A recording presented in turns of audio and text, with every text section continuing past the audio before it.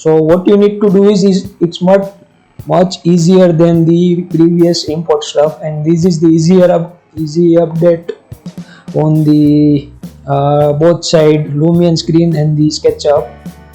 But you need to notice the one stuff: your PC need to be much compatible, much heavier graphics, need much heavier graphics than the import stuff. If you have the lower version and lower grade of laptop, so I suggest you to use the previous method I'll show you in the previous video. So let's jump into it. Just try it. It works, it's best for you. Just click on the create new. I select the plain environment. Wait for it to open.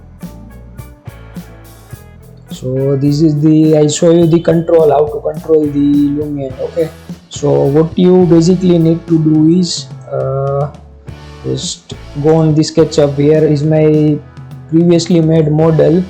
I have one of my site model of the office work, of the project work. This is my site actually. I'll show you for the reference. You can do on any model or make the new one. Just open the SketchUp screen. Just here is the play button, start sync. Just click on it. Wait for the geometry and the surfaces to open. Here is the loading hierarchy. If your file size is big, it takes much time. This is the now the icon was changed. So just jump on the Lumion and you can see the model in the Lumion surface. So what it basically do is, I'll show you in minimize mode. Here I'm showing you. I set this one in the both screen. So this is my SketchUp surface. Just you can glide on the SketchUp one and you can easily live syncing with the Lumion model. Remember, it is taking much of your laptop memory and using much of your power as long and as bigger size of your model is. So if you are done with the updates like this, I am adding this. I need to make this wall higher, so I just quickly entered it. I need to delete this window. For your reference, I just deleted, and just I have done this one.